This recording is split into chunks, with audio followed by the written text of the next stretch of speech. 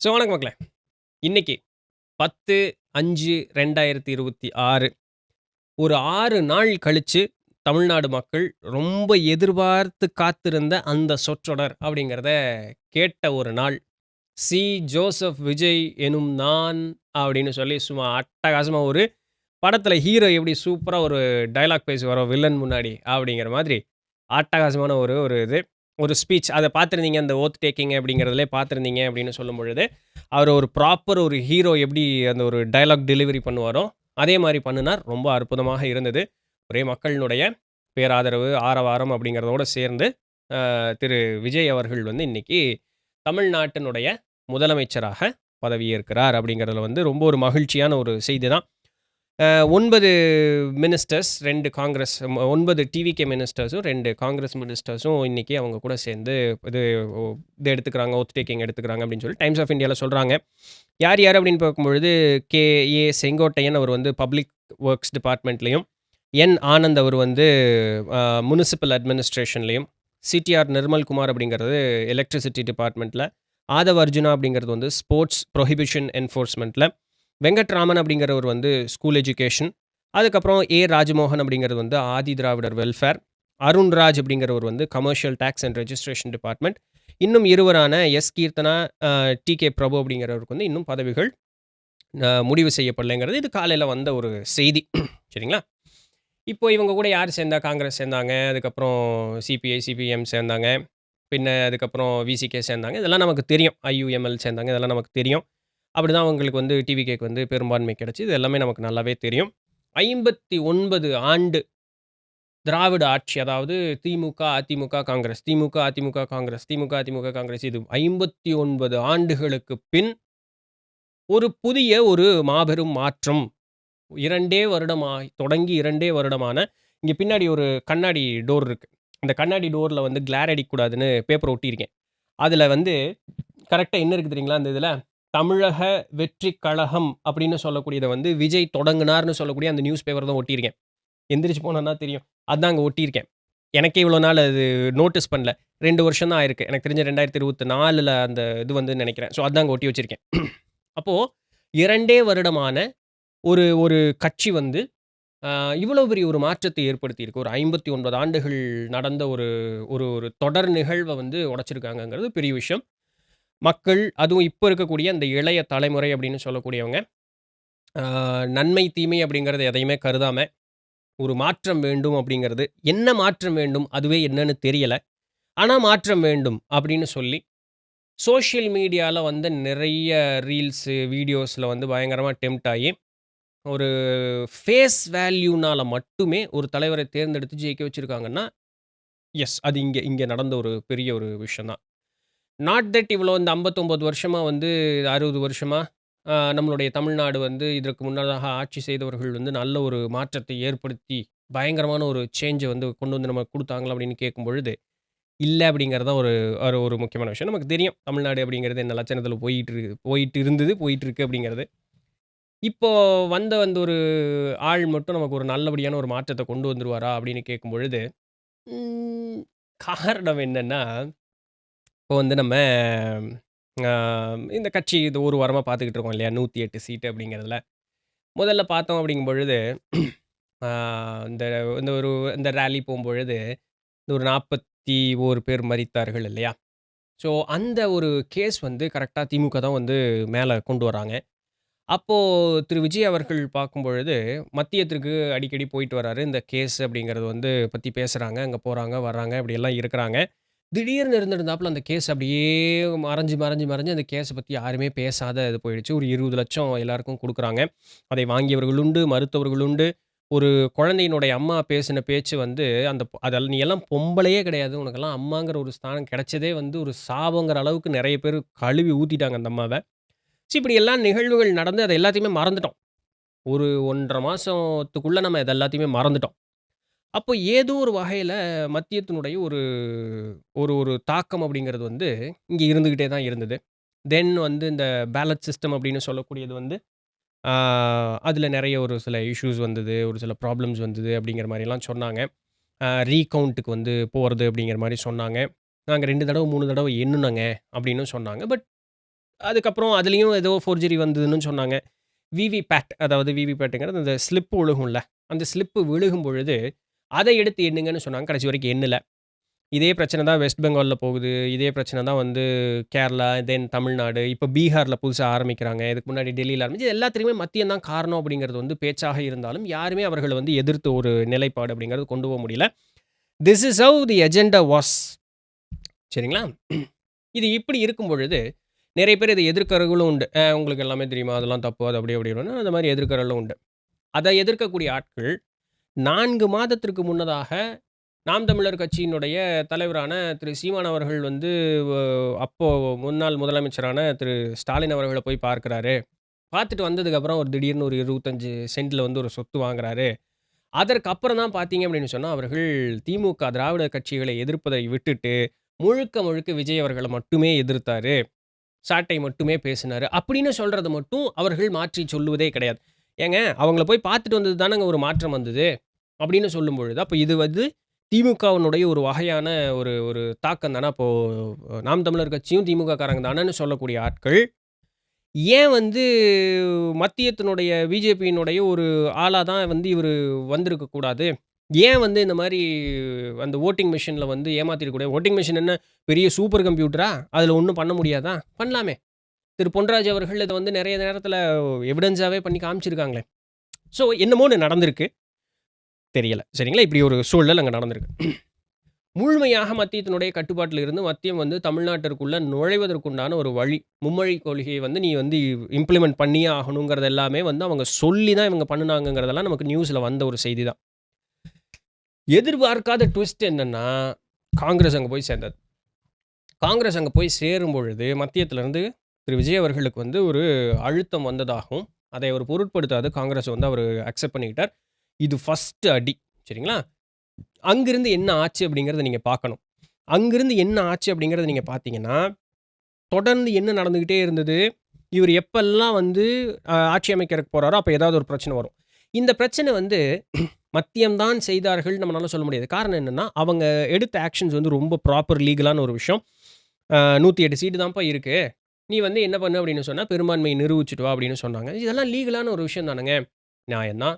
ஆனால் 108 சீட்டு இருந்திருந்தாலுமே, 4ஆம் தேதி வந்து அவங்க ஜெயிக்கிறாங்க. நீங்க வந்து 7ஆம் தேதி வந்து பதவியேற்புன்னு சொன்னீங்க. 7ஆம் தேதி நீங்க பதவி ஏற்க வச்சிருந்திருக்கணும். 7ஆம் தேதி பதவி ஏற்க வைக்கல. காரணம் 7ஆம் தேதி பதவி ஏற்க வச்சிருக்கணும். அதுக்கப்புறம் 15 நாள் டைம் குடுத்துருக்கணும். இதெல்லாம் பை லா. ஆனா அவங்க பண்ணல. சரிங்களா? இங்க நெறைய குழப்பம் ஏற்பட்டுக்கிட்டே இருந்தது. அப்போ என்ன பண்றது? வேற வழி இல்லாம அப்படிங்கும்போது, திரு விஜய் அவர்கள் வந்து இந்த சின்ன கட்சிகள்லாம் இருக்காங்க பார்த்தீங்களா? அவர்கள்ட்டெல்லாம் போய் அவங்க உதவி கேட்கும் பொழுது, அவர்கள் யாரும் செய்வதற்கு முன் வரல. திமுக நான் அதிமுக நான் வரவே மாட்டேன்டேன். பிகாஸ் நமக்கு அவங்க நல்லாவே தெரியும். அங்க போய் கால்ல விழுந்துட்டாங்க. என்ன இவங்களுடைய எல்லா விதமான ஊழல் சம்மந்தமான விஷயங்கள் எல்லாமே மத்தியத்துக்கிட்ட இருக்கு. அவன் அத வச்சு தான் மிரட்டிக்கிட்டு இருக்கான். அங்க வந்து ஒரு ஸ்டேபிளான ஒரு மைண்ட் கொண்ட ஆளு வந்து அங்க கிடையவே கிடையாது. அதனால அவங்க வெளியவே வரமாட்டோம். ஏன்னா அவங்க வந்து அங்க வேற ஒரு இடத்துக்கு அடிமை வேலை செஞ்சுகிட்டு இருக்கறனால, அவங்க வரப்போறதில்ல. அப்ப இந்த சிறு கட்சிகளிடம் விஜய் கேட்கும்பொழுது, அவர்கள் வந்து திமுகவினுடைய கூட்டணியில இருக்கிறாங்க. இப்படி இருக்கக்கூடிய ஒரு சூழல்ல அவங்க வரேன், வரல, வரேன், வரலன்னு சொன்னாங்க.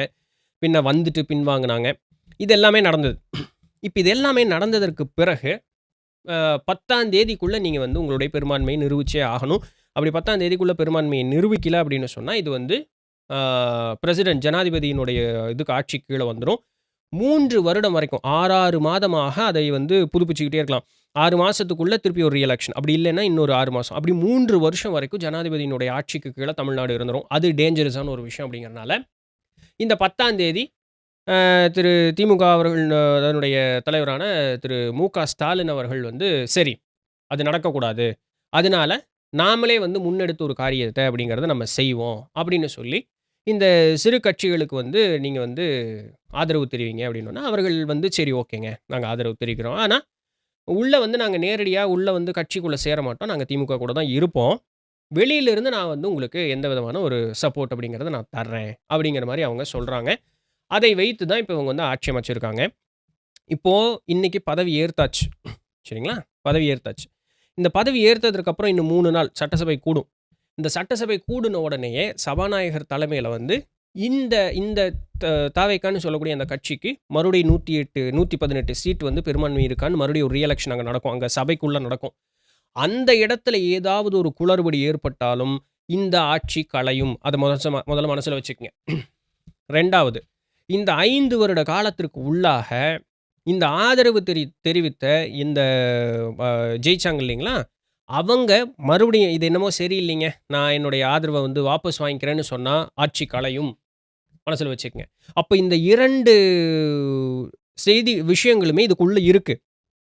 இதுவே நிறைய பேர்த்துக்கு தெரியுமான்னு தெரியாது. இதுவே நான் இந்த வீடியோ இந்த சேனலில் இந்த மாதிரி அரசியல் பேச ஆரம்பிச்சதுக்கப்புறம் தான் எனக்கே தெரியும். எனக்கு ஒரு வீடியோவும் ஒரு விஷயம் வரும்பொழுது எனக்கு புது டேட்டா எல்லாமே. எனக்கு ஆச்சரியமா இருக்கு. ஓ! இப்படி தான் இருக்கு சட்டமைப்புங்கிறது, இப்படி தான் இருக்குங்கிறதே எனக்கு தெரியுது. ஒரு ஆளுகளும் என்னென்ன பண்றான், ஒருத்தனா பார்த்துக்கிட்டே வரும்போது எவன் என்னென்ன பண்றாங்கிறது நமக்கு நல்லா தெரியுது.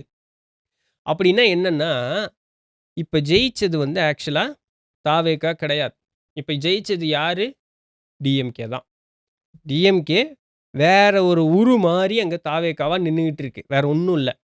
ஏன்னா எந்த நேரத்திலயும் ஆதரவு குடுத்தவங்க காங்கிரஸை விட்டுட்டு எந்த நேரத்திலயும் ஆதரவு குடுத்தவங்க, "எப்பா வெளிய வாப்பா" அப்படின்னா முடிஞ்சுது. தாவேகாவினுடைய ஆட்சி அப்படிங்கிறது முடிஞ்சுது. எனக்கு இதில ஒரு டவுட் இருக்கு. காங்கிரஸ்காரங்க வந்து திடீர்னு பிச்சுக்கிட்டு போனாங்க அப்படின்னு சொன்னாங்க இல்லையா? இது ஏன் வந்து திமுக காரங்களுடைய ஒரு மறைமுக "எப்பா நீ முதல்ல போ. மத்தியம் தானே வரக்கூடாது. அவன மத்தியம் தானே புடிச்சுக்கிட்டு இருக்காங்க. இப்ப என்ன பண்ணலாம்? அவனுக்கு நேரடி எதிரி நீ தான். ஏன்னா நீங்க 2 பேரும் சென்ட்ரலு. நேரடி எதிரி நீங்க தான். நீ போய் உள்ள ஒரு கேம் ப்ளே பண்ணு.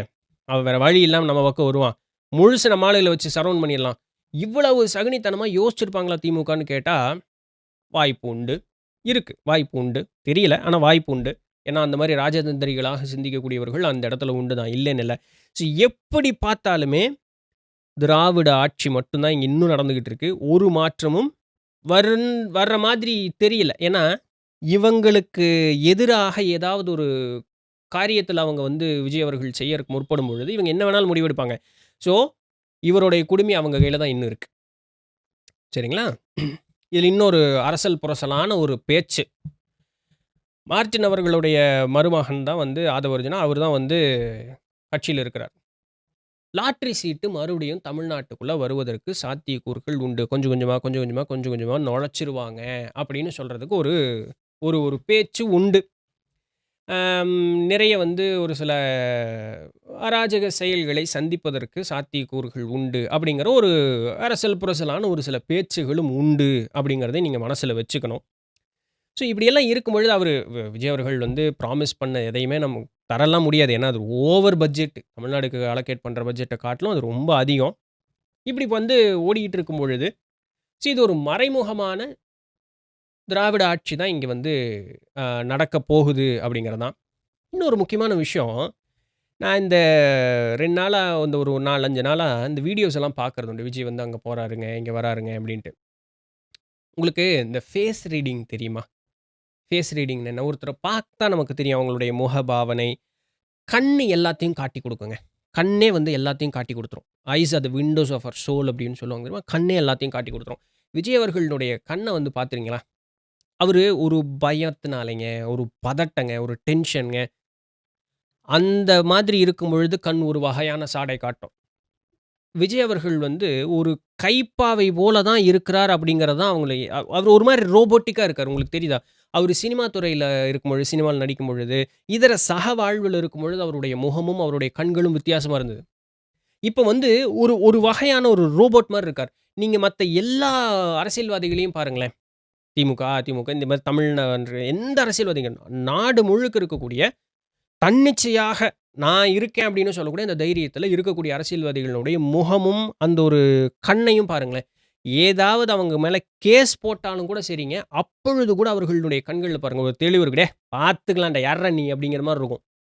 விஜய் அவர்களுடைய கண்கள பாருங்க. விஜய் அவர்களுடைய நடை, உடை, பாவனம், அந்த அந்த சுற்றி இருக்கக்கூடிய ஒரு வகையான பயம், ஒரு வகையான பதட்டம். இது வந்து நமக்கு என்ன ஆகுமோ? ஏதோ அந்த பயம் கிடையாது. இது வந்து ஒரு கைப்பாவை போல இருக்கிற மாதிரி அவரு இருக்கிறார். நீங்க முடிவு பண்ணுங்க. என் கண்ணுக்கு அப்படி தெரியுது. உங்களுக்கு இல்லன்னு சொன்னா சந்தோஷம். ஆனா, நான் சொல்றது இந்த முக லட்சணத்தை பார்த்து உணரத் தெரிந்தவர்களுக்கு நான் சொல்றது என்னன்னு புரியும். இது வெறும் பயம் கிடையாது. இது வெறும் பதட்டம் கிடையாது. "சிக்கிட்டேன்டா" அப்படிங்கிற மாதிரி ஒரு சூழல். நீங்க என்ன நினைக்கிறீங்கன்னு கீழ கமெண்ட் பண்ணுங்க. ஆல் இன் ஆல் பதவி ஏத்துட்டாங்க. 3 நாளா? இல்ல முழு 5 வருஷமா? அப்படிங்கிறது தெரியல. ஒரு சில சோதிடர்கள் 2 1/2 ஆண்டுகள் தான்னு சொல்றாங்க. ஸோ 3 நாளா? இல்ல 2 1/2 ஆண்டுகளா? இல்ல முழுவதுமாக 5 ஆண்டுகளா? அப்படிங்கிறது காலம் பதில் சொல்லட்டும். நமக்கு தெரியல. எல்லாம் நல்லபடியாவே நடக்கட்டும். மகிழ்ச்சி, வாழ்த்துக்கள். அடுத்த ஏதாவது ஒரு காணொளியில சந்திப்போம். அதுவரையும் தொடர்ந்து இணைந்திருங்கள். நான் உங்களிடத்திலிருந்து நன்றி.